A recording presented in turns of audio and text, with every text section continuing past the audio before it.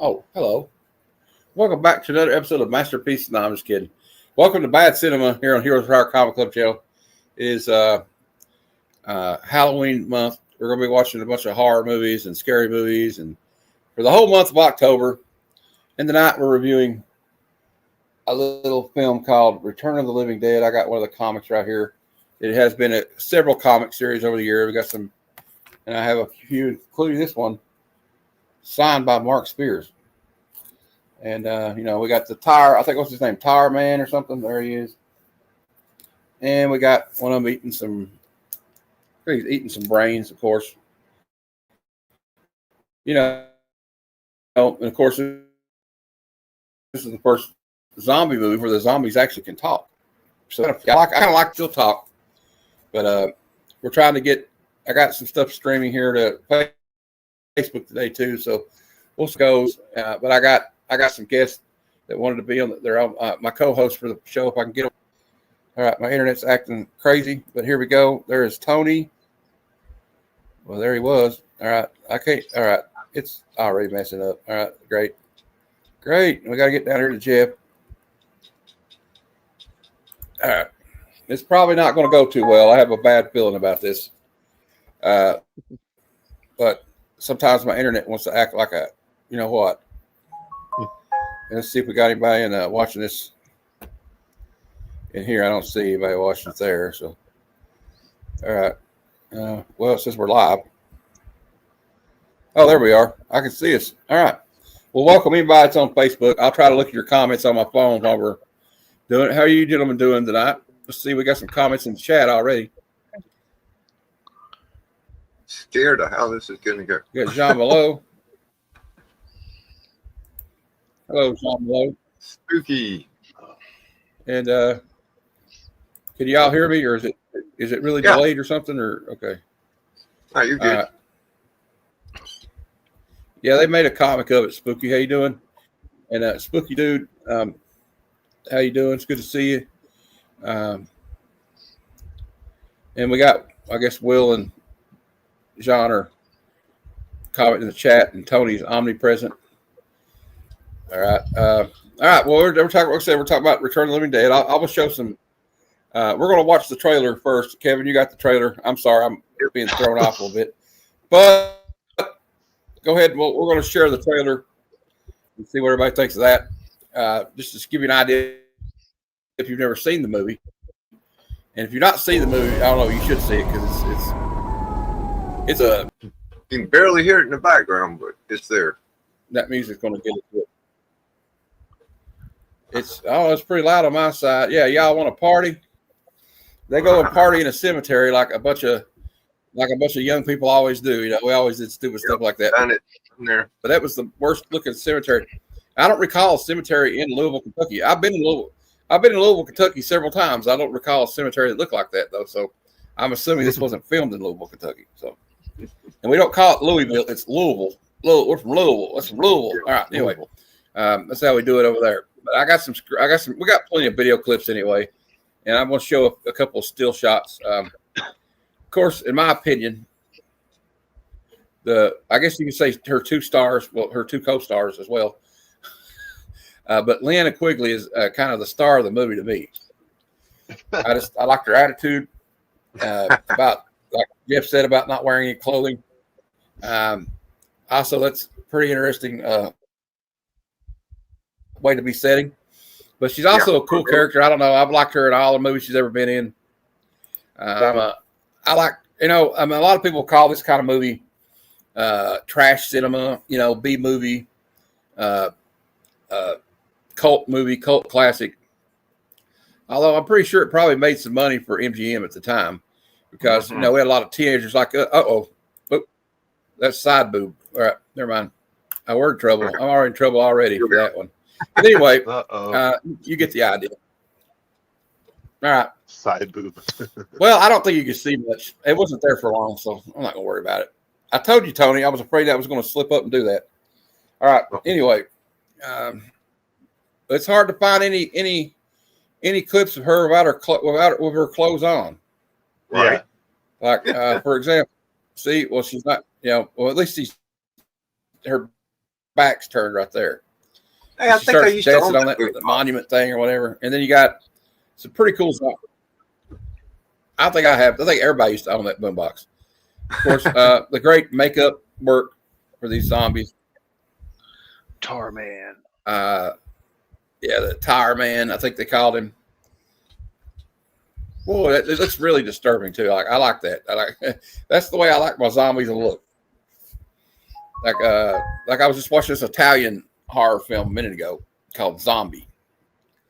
I think it's from like 1976 or something. And just the way I don't know, it kind of makes me feel like those kind of zombies in this movie. So this movie came out like 1985, I think. Yeah. And I probably should have put it on Facebook because there's nobody even watching it there anyway. But it's okay. It's not really slowed us down that much. Not trashes in a bad way. I mean, like, it's just something you watch. It's like junk food. It's a better way to put it. It's like what? This is like junk food cinema. It's like, everybody likes McDonald's, and we lost Kevin. Everybody likes McDonald's food every now and then, right? So, but I maybe like it a little too much, but you get the idea. All right, I got the Wikipedia page here. We'll bring up. We'll bring it up.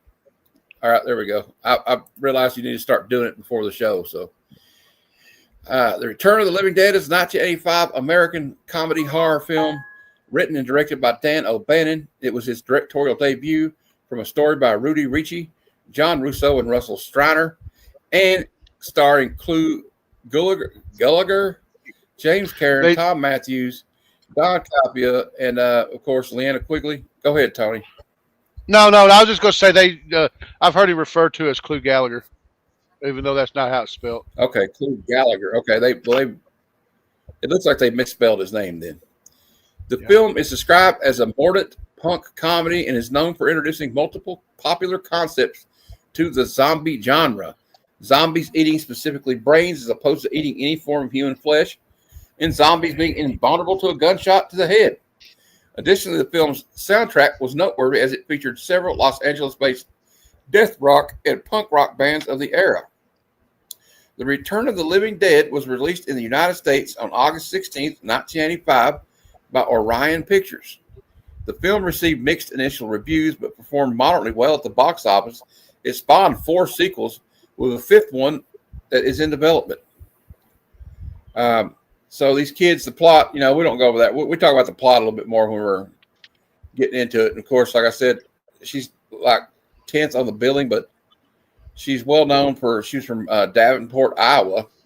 Leanna Quigley started her career in the late 70s, shortly after moving to Los Angeles, while working at Jack LaLanna's Health Spa. Okay.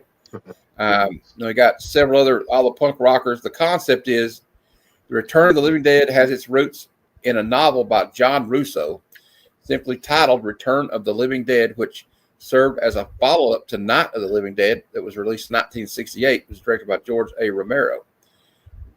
It was co-scribed with George A. Romero. When Russo and Romero parted ways after Night of the Living Dead, Russo retained the rights to any titles featuring Living Dead, while Romero was free to create his own series of sequels, beginning with Dawn of the Dead in 1978. Russo and producer Tom Fox planned to bring Return of the Living Dead to the screen in 3D and directed by Tobe Hooper, who you may remember directed the last film we reviewed, Poltergeist. When Hemdale Film Corporation experienced difficulty raising funds for the movie and delayed the start of production, Hooper backed out to make a movie called Life Force. Life Force, with co-screenwriter Dan O'Bannon, was then brought in to give the early script a polish and was offered the director's seat, becoming his first big film. He accepted on the condition that he could rewrite the film radically so as to differentiate it from Romero's films. The film was the first production design credit for William Stout. The appearance of the zombies in the film was inspired by the mummies of Guanajuato, Mexico, and the Bog People of Wales, as well as artwork from EC Comics. And you can see that really, I didn't really realize that, but you can see it real like EC kind of feel to like the zombies in this movie. The stories featured 2,4,5-trioxin chemical developed by the Darrow Chemical Company, which sounds a lot like the Dow Chemical Company in real life, and its involvement in the 1960s was the manufacturing of Agent Orange, specifically known as the name D45T dioxin, and it was used in U.S. military Operation Ranch Hand on Canada's CFB Gagetown Canadian Force Base in rural New Brunswick during the Vietnam War as a powerful defoliant. Return of the Living Dead makes up a lighter purpose for the chemical's usage, with character Frank suggesting that it was being sprayed on cannabis crops in the 1960s. Although the movie is set in Louisville, Kentucky, it was filmed in Burbank, Sylmar, and downtown Los Angeles. That's what I figured. The Tarman zombie, performed by actor puppeteer Alan Trotman. The Return of the Living Dead was initially set to open in Los Angeles, New York in September 1985 before gradually expanding through October. The following positive test screenings, Orion Pictures became confident enough to give it a wide release on August 16th. Return of the Living Dead was a critical and moderate box office success, grossing approximately $14.2 million on an estimated budget of $4 million. The film holds a 70% approval rating on the review aggregate website Rotten Tomatoes, based on 116 reviews. Its consistency reads The Return of the Living Dead is a gleefully grotesque horror comedy, though its broad performances and cheap thrills sometimes detract from the sharper moments. Roger Ebert gave the film 3 out of 4, writing that the film is a kind of sensational machine made out of the usual ingredients, and real question is whether it's done with style. All right. Anyway, the soundtrack had songs from bands like The Cramps, The 45 Gray, TSOL, The Flesh Eaters, Roxy Erickson, The Damned, Tall Boys, Jet Blackberries, SSQ, and the FUs. So a lot of good punk rock, and there's some very actually famous punk rock groups on this album, like The Cramps, The Damned, and TSOL. I've heard of all of those. I think I've heard of the FUs as well, but the other ones I'm not so sure about. Also, this film was released on home video in 1986 and on Betamax at the same time on Thorn EMI HBO video in 1986. It was originally released in a DVD in the UK by Tartan Home Video in 2001 up until 2012. This was the only time it had been issued in its original form. Because, well, England had a little thing going on there. They don't really, And there's been several sequels spawned from this movie, and there you go. We got all that out of the way. Right. Mm-hmm. Yeah, it's like, send more paramedics. Yeah. They're always sending more paramedics. And did they say send more cops too or something? Yeah, I was going to get to that, but I didn't figure out where to post that one. All right. But they did ask them to send more police. But unfortunately, they do. I love how. Yeah, the ending took a very serious turn. Yeah. Yeah. I was going to say, I love how some of the cast. I love how some of the cast, when you start looking at the cast, some of the cast members were in other well-known horror movies, Leanna was in Silent Night, Deadly Night. Clu Gallagher played Jesse's father in Nightmare on Elm Street 2. We had Tom Matthews, who played Tommy Jarvis in Friday 13 Part 6. We had Miguel Nunez, who played Demon, those damn enchiladas in Friday 13 Part 5. Damn, so, I mean, there was a lot of really cool, like crossover feeling.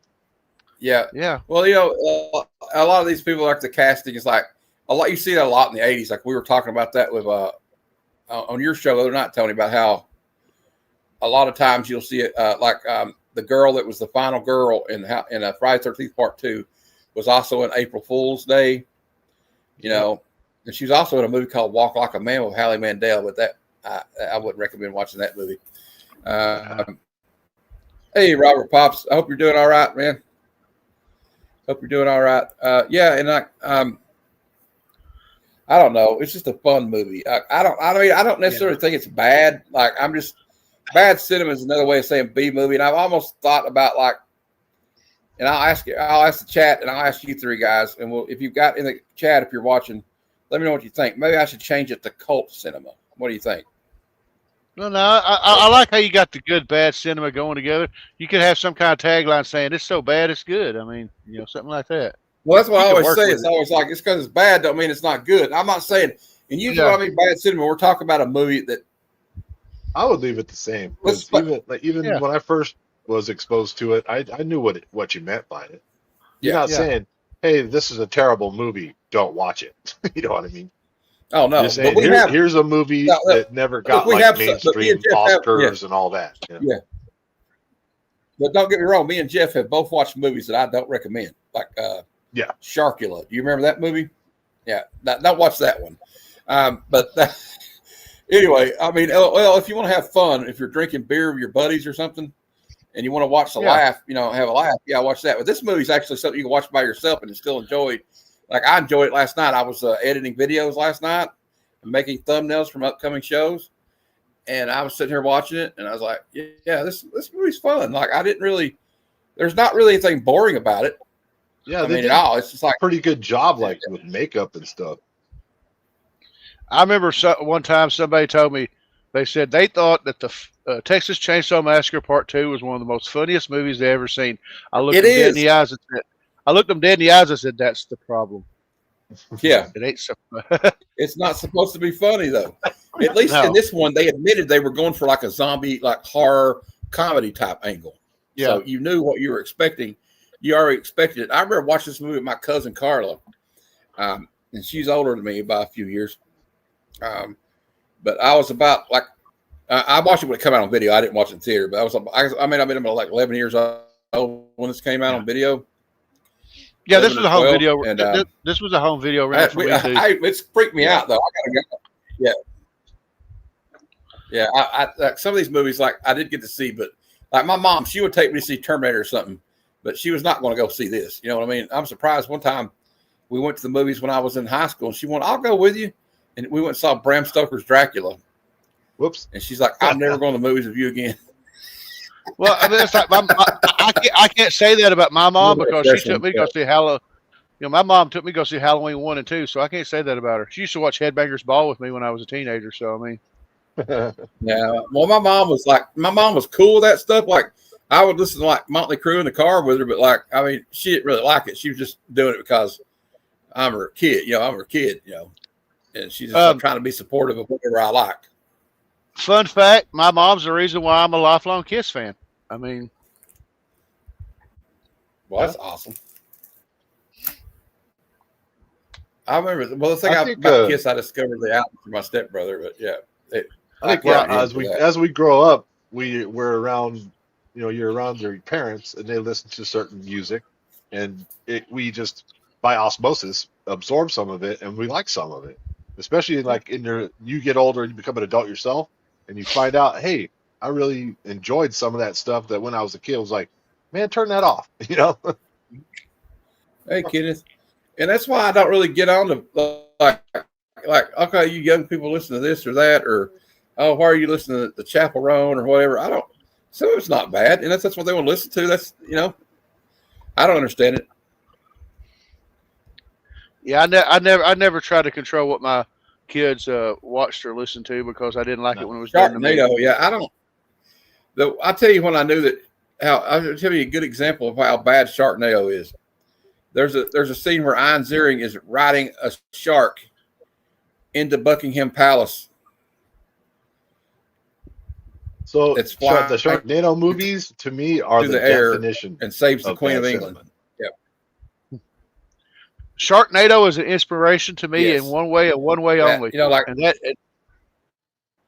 I was just going to say it was an inspiration to me one way, and that is if I start to come up with an idea and I go, that is stupid, I hear a voice in my head go, well, somebody approved the Sharknado movies.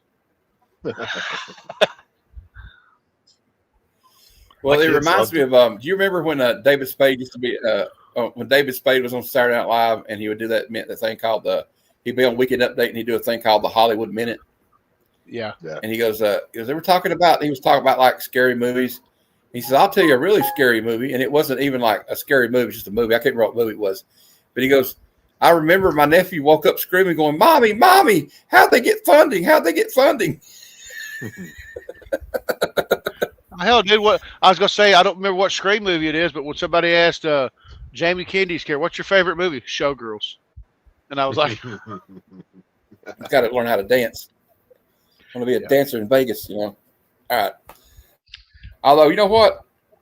I watched it, but I watched it before Gina Gershon and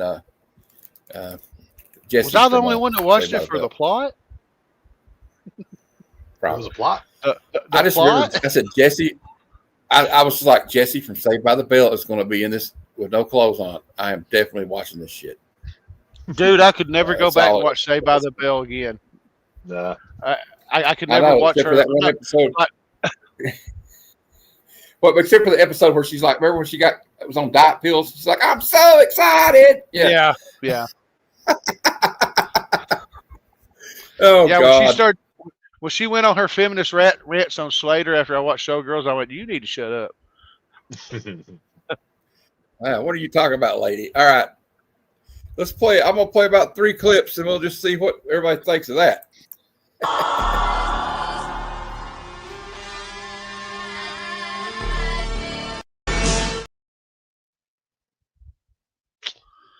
Like the homeless guy's pushing his and he sees her, Lena Quigley, zombified. Of course, there's a clip. I'm gonna play it first because she's like going on about. I'll play both these clips because she's like, yeah, I like death. They're walking down the street. She's like talking about how she likes death and she wants to be. Oh, it'd be cool if you were killed by a bunch of old men biting on you. And I'm like, well, you know what they say in a horror movie? Be careful what you wish for; it might come true. So let's play a couple of clips of her it would be the talking most with horrible way to die. Try not to think about dying too much. And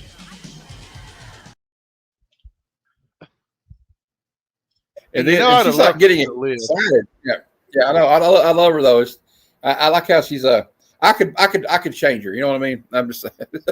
And she stands up and starts talking about how she wants to die, and it's weird. The worst way would be for a bunch of old men to get around me and start fighting. Well, that's all kinds of crazy right there. Foreshadowing.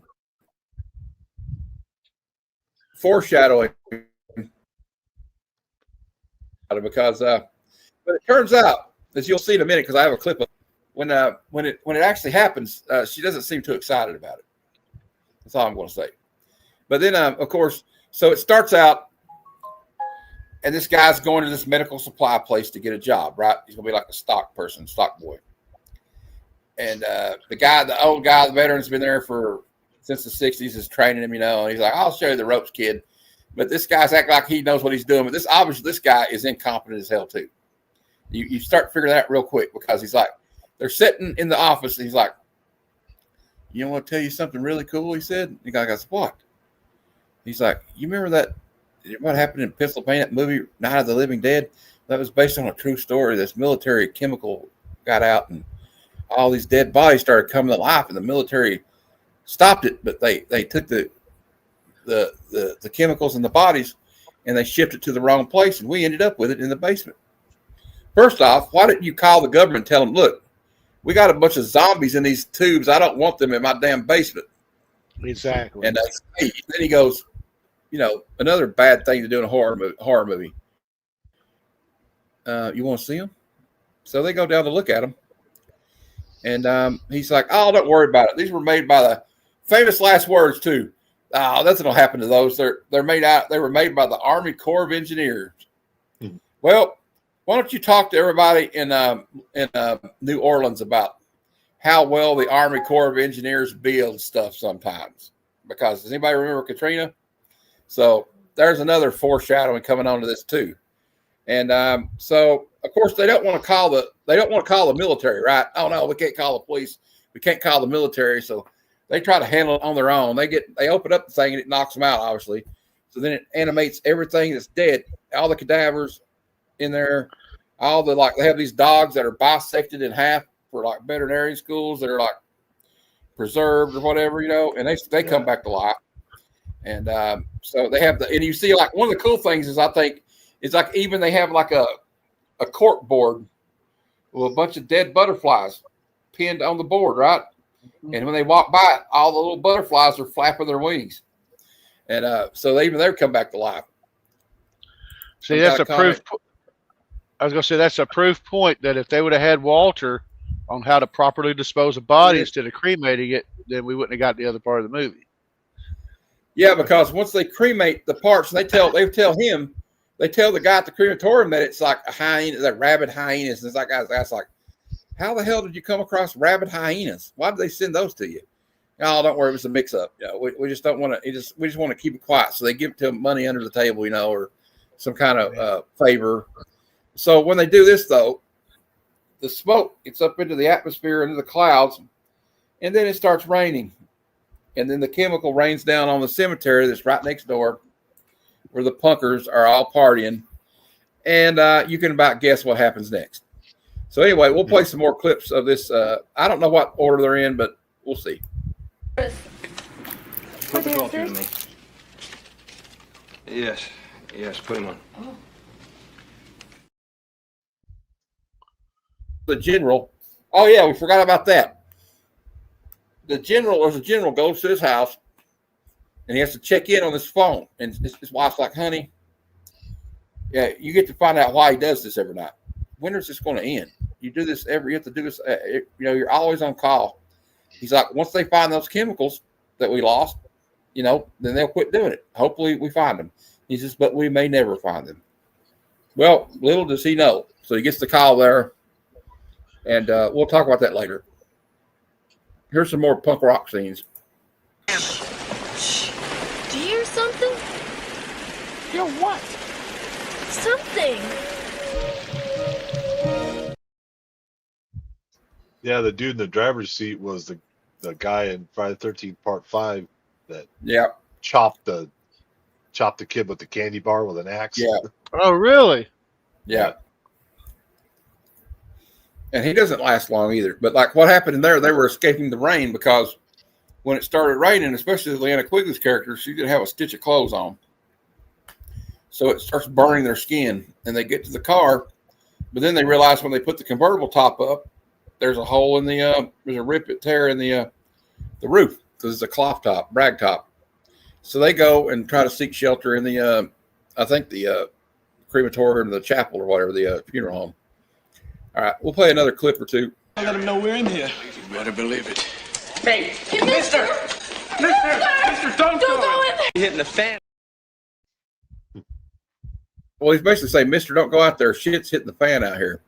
And he's wanting to actually go out there, but I think I can't remember. Did they talk him out of it?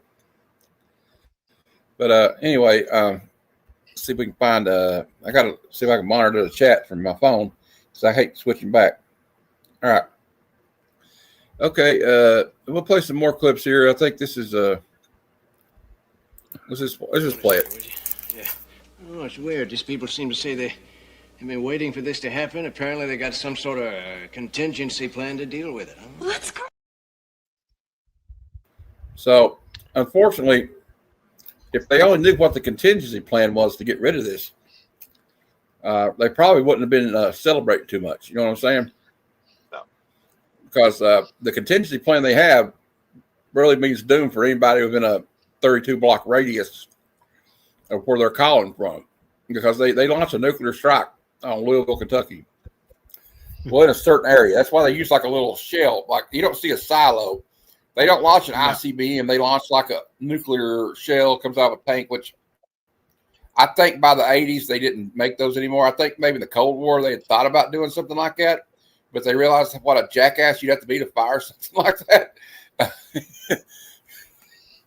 Because remember, they even had guys that had they were going to drop Green Berets behind enemy lines in the Cold War, right? And they had like a backpack nuclear weapon, which is a one-way ticket. Man. They knew whoever they sent wasn't going to make it back, but they thought that was a good way to infiltrate like the Iron Curtain or something. They also had like shoulder-fired. They even had torpedo. They even had nuclear torpedoes, which completely sounds asinine to me. So I don't know why they were like back in the 60s though in the Cold War. They were throwing whatever they could at the wall to see what would stick. And luckily, they come up with better ideas. Well, let's play a couple more clips. Just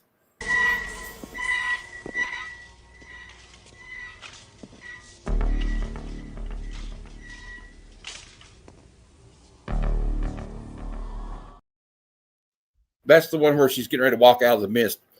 But then, zombies in these movies, guys, can actually talk. And you'll find that when they catch one that's like a half a torso, and they strap her down. I guess she came out of the graveyard. and they ask her questions about why are you eating people. Well, I don't understand what you want with it, Ernie. I mean, what are we doing with it? I want to examine it. And then you make sure it's tied right. Be tied right. I remember those old nylon ropes. Yeah, my dad used to have those on his pontoon all the time to tie stuff there. Like, then we go play.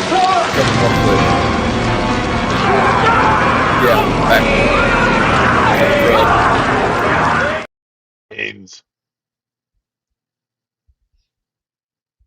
And they're screaming like the whole time. They go, Brains. Hey, Fragrance, how you doing there, buddy? Good to see you. Yeah, and they're yelling Brains and all that crap and all that good stuff. So we'll play another clip real quick. The chapel. All right, help me with Frank, please. Lift this off. Lift this. Yeah, come on. Slowly turning Yeah, into zombies. the two guys that are working in the warehouse, when they're exposed to that chemical, it kills them.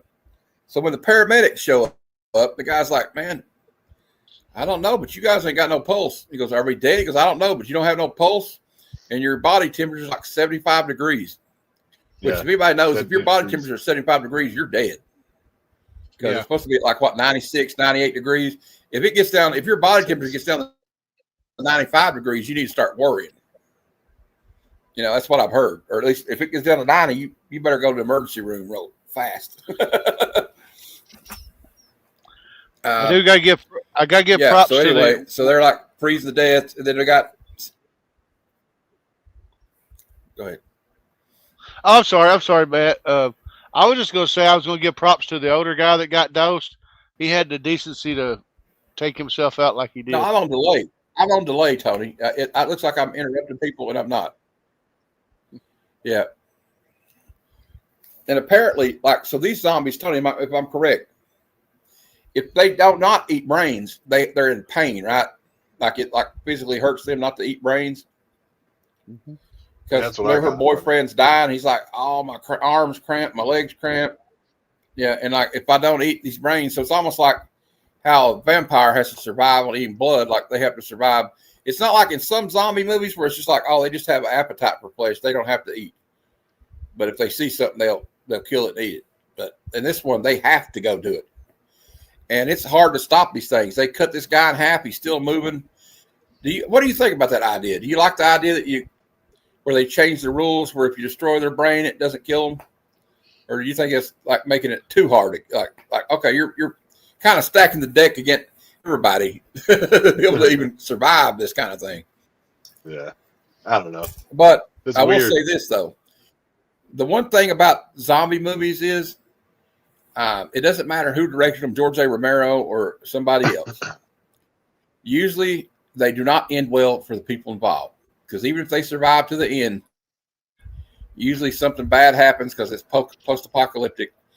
And although I will say in this one, they didn't have to worry about people as much as you do in a lot of them, like in The Walking Dead, and there's a couple other zombie movies like 28 Days Later. You almost have to worry about the other people more than you do the zombies.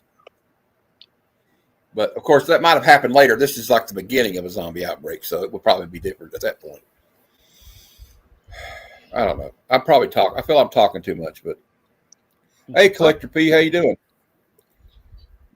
You have to get okay. And Mark's Genre Mixer says you have to give the movie props that they paid close attention to continuity details. Yeah. I thought it was a fun watch. I knew it wasn't even when I was a kid when it came out. You know, I was a young person.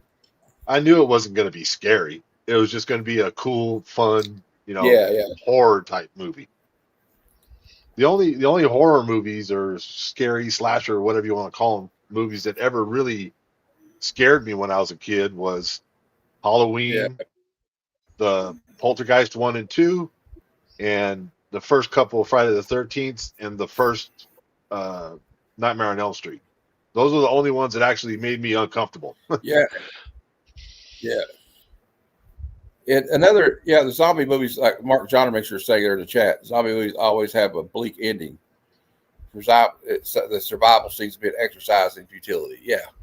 Like you're only like prolonging the inevitable, basically.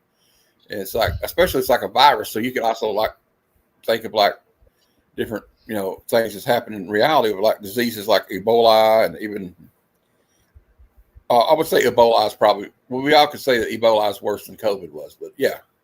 So anyway, but so I'm not trying to compare it to that, but like what happened in Africa with some of those rare diseases, but yeah, at a Collector Peas, like I said, it's a fun watch. Yes, absolutely a fun watch.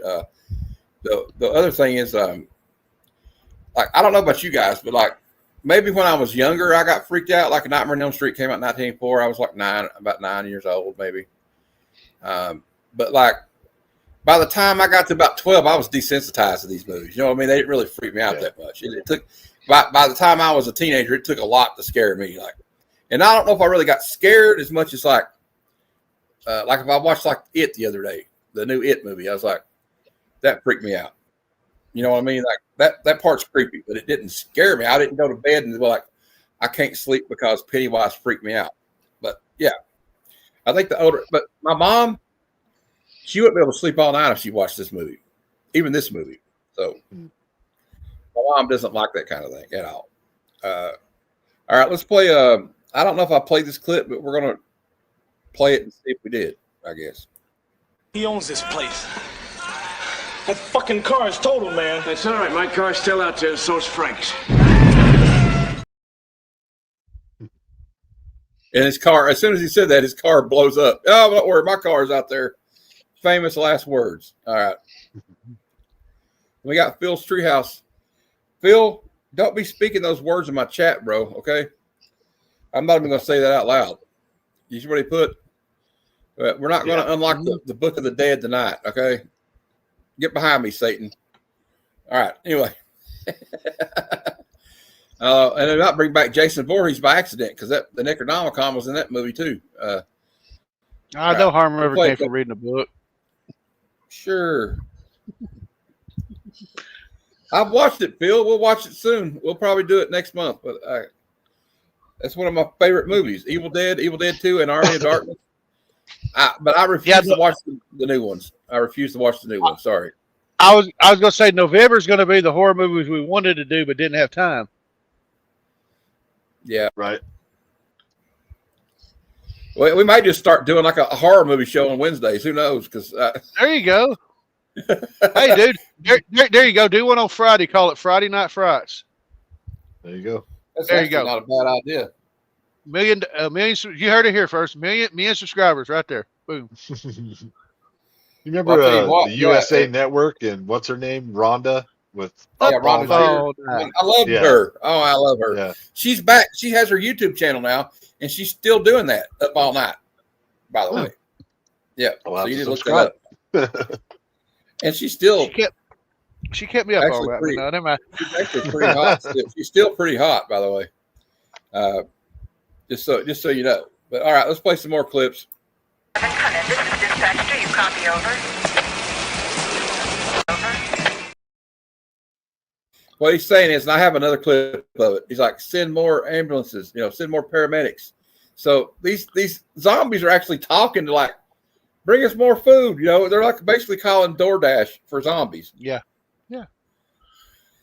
And I loved how he actually knew how to do the talking, where he goes, dispatch, send more paramedics. I was like, wow. Yeah, I mean, and some people act like they just know how to say mindlessly say brains. That's not true. Like, you'll see a clip later. I got another clip of that one strapped to the gurney, the torso, and she tells them, like, she's like talking in like complete sentences about like why they're doing what they do. So you get an explanation as to why they want to do what they're doing. And so we got more scenes of these survivors trying to go like they don't even know they still don't know what's going on. Everybody that comes in gets swallowed up.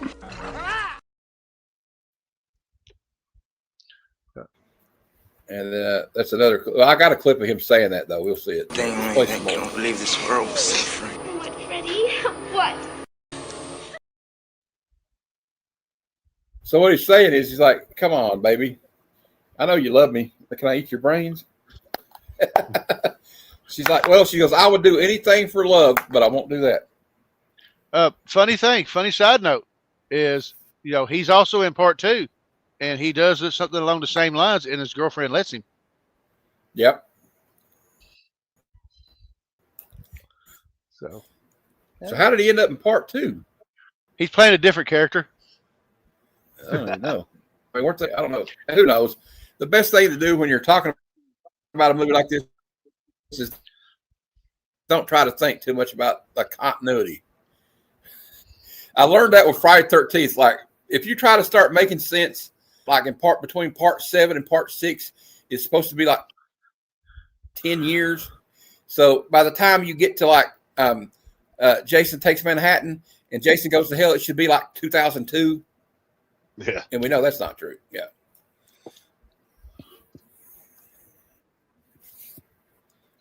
So anyway, we'll play some more clips here.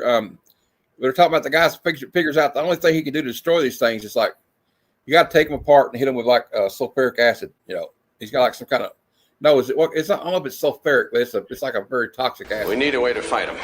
How about this? What is that? It's nitric acid, pretty much. Shit. It's nitric acid. Nitric acid. Yeah. It's nitric He's got acid. one little jar of it.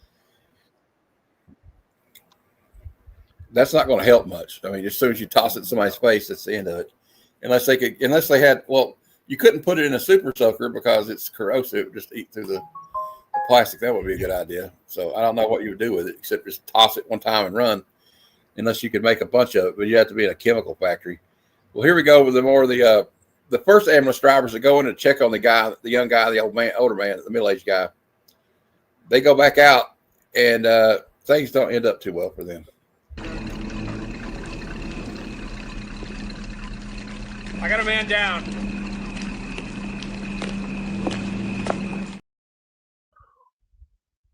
But then the guy jumps out on, like, I didn't do too good on these clips today. All right, we'll play this one directly.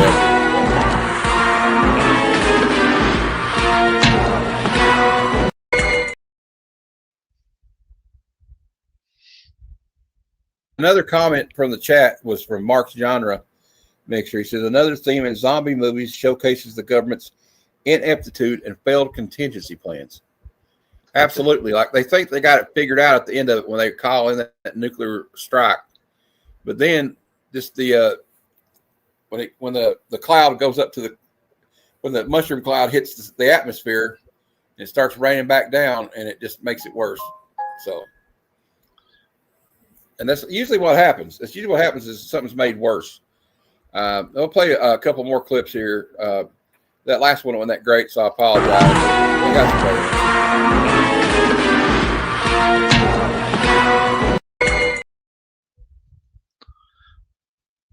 I did that one twice, but sometimes it's hard to get it right because where I get them at, they keep running backwards and like they'll replay. Would I hook up with a zombie tramp? Well, if she looked like Leanna Quigley, I might, maybe, but I would wear like an army helmet or something. I would wear like an army helmet or something, you know, and like put a muzzle on her. Require a good contingency plan. Yeah. Well, you definitely have to have something so she couldn't, like the Hannibal Lecter mask. She definitely have to have a Hannibal Lecter mask on. Muzzle. You know. All right. Well, I'd rather just hook up with Leanna before she turned into a zombie. Okay, let's just put it that way. There you go. I have something for goth girls and punk rock girls anyway. All right, we're gonna play some more clips.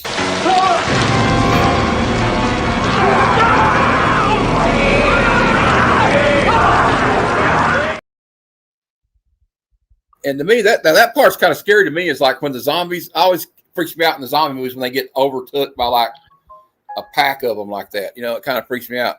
Now, Mark has a question for us in the chat. Do you guys prefer the top style, this kind of movie, type of style movie with the campy action, or do you like more of the socially political undertones of the George Romero zombie movies, or even Walking Dead? I would put in that category too. I'm going to say I'll let you guys answer too, but I'm going to say I kind of like both. To be honest with you, I like it when it's campy. I was going to say, why not both? I love both of them. Yeah, and if you can put them both in the same movie, even better. You know, like look, even like They Live. If you think about it, it's got a couple of campy moments in it, like when they have that big long fight. Like, and I mean, the fight lasts like 5 minutes longer than it probably should have, but I'm glad they did it that way. It's actually the longest fight scene in the history of movies, I think. If I had to lean one way, I'd say more towards the campy stuff because I go to the movies for entertainment. You know what I mean? I'm not going to get some type of, some director or some executive producer statement out of it. Yeah, exactly. I don't care about your fucking politics. Well, I think what Romero, Tony, I'll let you Tony answer, then I'll make my other point. What do you say? Both? I said why not both, but I mean, if you want to watch a good serious movie, that's where the Romero comes in. But if you're just in the mood for just some little cheesy, not so much cheesy, just a campy, fun little movie, I mean, hell, you pop in Return of the Living Dead or Evil Dead or Army of Darkness or some shit like that. Yeah. You know that the one thing about the Romero movie, especially the original Night of the Living Dead, or all of them, because like even Dawn of the Dead, it's kind of it's kind of like a commentary on capitalism gone wild, because they're trapped in a mall and they have everything they want in there, but after a while it just becomes hollow. They're like, I just want to be able to live and not have to be stuck here, no matter what materialistic things we have in this mall. And also in the first one, we're still in the midst of we just came out of people were still dealing with the aftershock of segregation, in the South and other places. Yeah. So you got and it was kind of ahead of its time at the time that the main hero in the movie was an African American character. You didn't really see that a lot in 1968 in anything. And remember there's that old trope, and I watched this today. There's an episode of it was called Horror Movie Tropes on the Shudder Network. It's a documentary, and the tropes like the final girl, the girl the guy the victim that runs up the stairs instead of getting out of the house when she can. And also the other one that if you're a black person in a horror movie, you're not gonna last long. Remember it used to be like that. I don't know why. The token black person. Yeah, and of course at the end of the other one, the guys shoot him because they think he's a zombie, or you don't know if they think because he's the color of his skin. But you didn't really see that a lot in movies back then. Yeah. But yeah, I prefer both. Phil says he's been creating a secret hiding spot inside my local mall for the past 3 weeks. That's a good idea. Let me tell you something about my town. I live in Pineville, Kentucky, and we're on the floodplain. So the Cumberland River runs right by our town. So in 1977, they had a big flood, and it almost destroyed the whole city. They about didn't rebuild it. Well, they built a flood wall around it with these big metal gates that close. So if this ever happens, I'm staying right where I'm at. We're going to close that gate and just sit here and kill off the ones that are inside the gate and just wait. All right. You got roof access, Phil. You gotta have the roof access is key because you got to be able to grow food. That's another good question for the chat. What would you do if you were stuck in a zombie apocalypse to survive? Would you go to I would say if you can find a Walmart Supercenter that doesn't have any zombies in it, think about it. It's got a pharmacy in it. You got a sporting goods section, so there's weapons in there. There's food, and I'm sure they probably have a generator somewhere in that place. I was going to say, like you just said, find a place where there's weapons, food, and first aid. But the most important thing is be faster. You ain't got to be the fastest person. You just got to be faster than the person behind you. Yeah, it's kind of like if a bear comes charging at us, I just have to outrun you two. Yeah. yeah. Okay, we got and Randall Reeves makes a point. Don't most Walmarts already have zombies in them? I used to be one. Yeah, that's true. That's true. Collector P said he would go to Costco. And he's also, but Phil makes another good point. All 8,000 survivors in your area would probably have the same idea. So the best thing to do if you're worried about a zombie. Yeah, go ahead. No, I was just gonna say the trick is to go to that little ammo shop that that nobody knows that is heavily armed. It's already been quasi demonstrated really because when the beginning of COVID hit and people were all freaking out and scared, you saw what happened with trying to get toilet paper and bottled water. That was just a little taste of something that, if it was real, magnify that by 1,000. And the thing you see in like movies like Day of the Dead and The Walking Dead is how quickly, like, we don't realize, or even Dawn of the Dead, how quickly society can break down when something like this happens. If like, something like this really happened, it's kind of like in The Walking Dead. Like, you realize very quickly in The Walking Dead that, yes, the zombies can be a threat if you run into too many of them.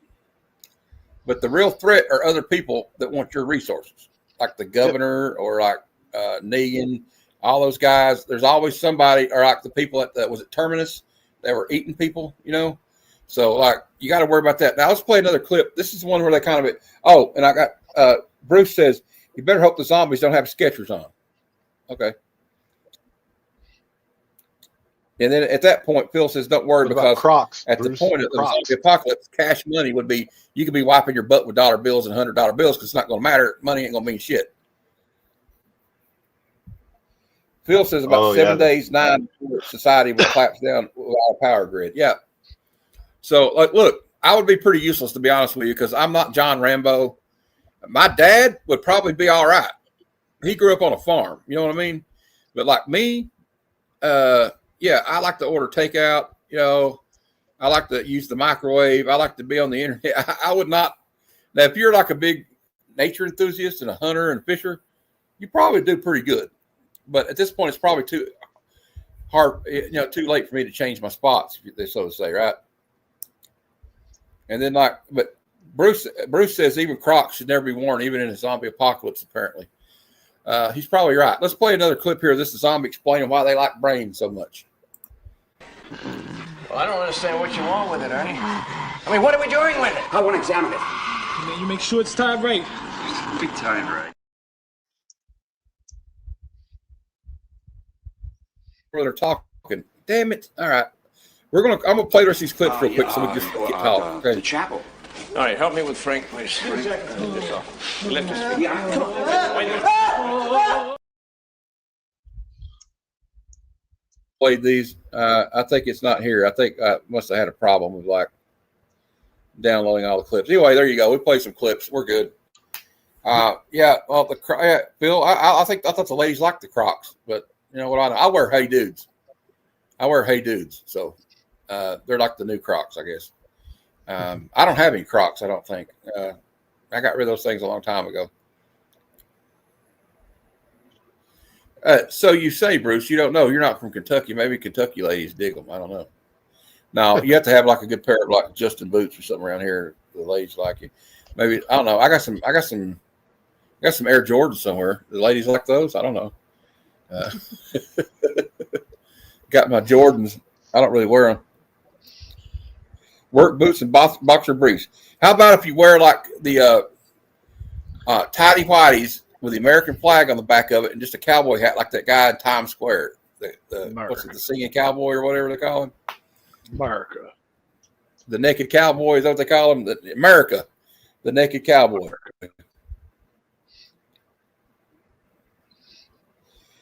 I don't like sandals anyway. I mean, I'm not a Roman centurion and I'm not one of Jesus's disciples, so I'm not going to be wearing open-toed sandals, okay? Unless I'm in the Sea of Galilee. I remember when they had that horrible trend of dudes walking around with white, like, ankle sports socks with black slides. Mm-hmm. That 90s freaking trend. I never understood that. Oh yeah, they have like the Jordan slides, or the Adidas slides with the black. Yeah, man. Does anybody remember LA what lights? Is that? You're in the LA gear. They had the lights in the back of them. Oh, Or the kids wearing the Heelys. That was a little bit past. The kids in high school when I was in college were wearing them ones with the wheels in the shoe. Those were a trip. The first time I saw those, I was in a mall and I seen a kid gliding. What I thought was on tennis shoes. I'm like, what the fuck? You're like, did I take too many shrooms when I was younger? Oh God. Oh, the pumps. I remember those. Oh, the Nike and the Reebok. I had the Shaquille O'Neal pumps, and they were pretty poorly made actually. I pumped them so much they popped. One of them popped. So I've never met a woman that had a foot fetish for guys. That seems like a guy thing. A lot of guys, although I don't really, I'm not into the foot thing. You know what I mean? Because I don't know where your foot's been. I'm sorry. I don't know if you've got athlete's foot or like some kind of fungus or, so I'll pass on that. I don't have to get near the feet really. Although if you go to one of those adult websites, I'm sure you can find all you want of people's feet. But I don't suggest it for myself, unfortunately. Anyway, I like to. There's other parts of a woman I think are a little bit more attractive than that. So anyway, guys, I guess we'll give our final synopsis on this film, our final judgment. I give it 2 thumbs up. This is a fun ride. It's not really heavy, like you watch The Shining or It. It's got a real kind of heavy tone to it. You know what I mean? Or even Saw or those. But this right here is just like, I don't know. It kind of has the best elements of like maybe a slasher film and a zombie film because it's got like kind of the campiness of some of the slasher stuff with the fun of the zombie movie. And zombie movies are supposed to be fun anyway. I like the campiness of it. I give it 2 thumbs up. It's not meant to be, fine art, whatever you want to call it. Yeah. I was fixing. Go ahead. I'm sorry. I was going to say, I was fixing to say what Jeff said. I give it a 2 as well. It's a nice, fun little campy ride. It's not Shakespeare, and it doesn't have to be. They made this movie. They made this movie going, okay, this ain't a serious movie, but you know what? We're going to have fun with it and see what happens. Well, this is one of those movies that's never going to be confused with like Raging Bull or Chinatown. Oh no, or Godfather. It's not one of those movies. Matter of fact, we may do. I can't wait to actually do Raging Bull at one point because that's a pretty cool movie. But like for now, we're doing these movies because this is Halloween time. Yeah. It's October, so you know what? This month may even spawn another show. I don't know yet. I got a feeling it's going to happen. Thanks to Tony over here. There's plenty of material out there. Like this movie's good in a way in the same vein as like Reanimator, Yeah, Reanimator. Yeah, exactly. It's like, would this really happen like this? Probably not. If society breaks down, it's not going to be a zombie apocalypse. Mm-hmm. As cool as that would be for some people, that probably wish that's the way it would happen. But I wouldn't want that to happen. I would rather have to fight. I don't know. Would you rather have to fight? I'd rather have to fight like a vampire or something over these damn You want to zombies. see what society starts to look like when it breaks down? Watch The Grapes of Wrath, but think about it in terms of today's technology.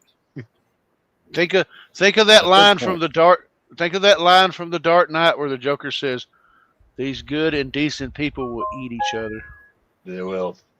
Give the opportunity. Your friend is not your friend when there's no resources. Exactly. And just a moment for all the kids watching, if you actually have a container with a dead body in it with the number for the Army, call the Army. Tell them to come pick it up. And don't tell your friend, hey, you want to see something cool? Yeah, I mean, they kind of like Stand By Me. I want to go see a dead body. Yeah. Yeah. They always lost. They always became. Yeah, I know. I love that movie. We're going to have to do that for good cinema. That's just like one of those movies where, like, I was watching a thing about that the other day, and a lot of the guys the kids in that movie, like River Phoenix, it was what's his name was talking about Will Wheaton. Will Wheaton would say, me and River Phoenix and Corey Feldman kind of had some childhood trauma the way our parents, treated us. We had like 2 of the 3 were emancipated from their parents by the time they were 16 because they were misusing their funds and overworking them and mistreating them, especially Will Wheaton. If you hear some of his stories, like Patrick Stewart said, if I'd only known what was going on, I would have said something, but he didn't let nobody know what was going on. But he said that was kind of what made that movie what it was, although he said Jerry O'Connell was actually like the kid in the movie who wasn't affected by anything like that because he actually had parents that gave a crap about him. Well, look at what John Candy did for Macaulay Culkin when they were doing Uncle Buck. I mean, yeah, and that's why Macaulay Culkin credits him as being like he's the reason that like I turned out the way I did because he talked to him and he treated him and like And like you'll see that too, like the way I was some behind the scenes clips of Pennywise from the new It movies. What's his name? Skarsgård. The way he treated, the way he was around those kids behind the scenes. He's just joking around with them and making sure they're all right. Like they do a scene. Goes, "Are you okay? Are you okay?" Because they didn't want to traumatize them.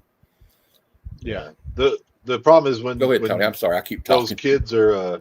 Oh no, I didn't say those kids are being abused that way or used or whatever you want to whatever term you want to put on it. Is when you're a kid, you don't have anything to match it up to. You know, you're like, oh, I guess this is just the way it is. You know, and that's why it's hard until somebody opens their eyes and lets them know, hey, what's going on with you and what's happening to you is not right. You don't have to go through that. You shouldn't go through that. Yeah, absolutely. They don't know any different. Like I said, if you have not watched this movie, I don't know why. You need to watch it. It's a good movie. It's a fun movie. But we're gonna talk about what's coming up because Friday at 6 p.m. Eastern, we will be talking about this movie for Good Cinema. Yeah, Fright Night, which is one of my favorite vampire movies of all time. It's got Chris Sarandon in it, who does a great job. Roddy McDowall is in it. It's a good movie. And so if you guys want to watch along with what we're going to be doing and you want to watch this movie before the episode, there you go. We're watching Fright Night. And I can now reveal next week's movies if you guys want to see it. You ready? Go. Next week, we're just going to do a bunch of camp slasher films. Starting off on Monday at 7 p.m. Eastern, we're going to be reviewing Sleepaway Camp, which is probably, could you say, probably got one of the wildest endings of any slasher film I've ever seen in my life. Totally out of left field. You don't see it coming at all. And then for Good Cinema, we'll be reviewing Friday the 13th. And this is like the first one of Kevin Bacon's first films. Special effects by the great Tom Savini, and it was directed by Sean S. Cunningham. And don't forget that what I have coming up on tomorrow for Comic Conversations, my good friend JSS Brooklyn will be my guest, and he's going to show some cool books off, he said. So I can't wait for that. That's going to be fun. And, of course, on Thursdays, we have the Comic Lounge at 7 p.m. Eastern. I got a lot of shows, I guess. But all right. Also, be on the lookout for this. Me and Mark are going to be doing this, hopefully, in the next couple of weeks. We're going to do a deep dive on Mark Spears Monsters, issues 1 through 7. And don't forget, this is the last thing I'd like to talk about because it's important, I think. Comics Curing Cancer will be October 24th through the 26th. It'll be all day and all night long, all 3 days. There'll be somebody doing something at some point all day and night. So please, you can check out the schedule. It'll be on their Comics Curing Cancer Instagram page. You can go to their link tree and it'll give you all this information. And all the proceeds go to the American Cancer Society. So please be involved in that. I don't know if it's too late to, unless you overnight it, it might be too late to. It might not be too late yet if you send something in right now. So, but just get up with Rob Fat Stacks, and he'll let you know about that. If you can donate anything, they would appreciate it. And Tony, is your show? You gonna have another show on Friday? It's pending. It depends on how much fun we have doing Fright Night. Because we're only talking about like my favorite freaking vampire movie of all time, and I like to get long-winded when I talk about Fright Night. So.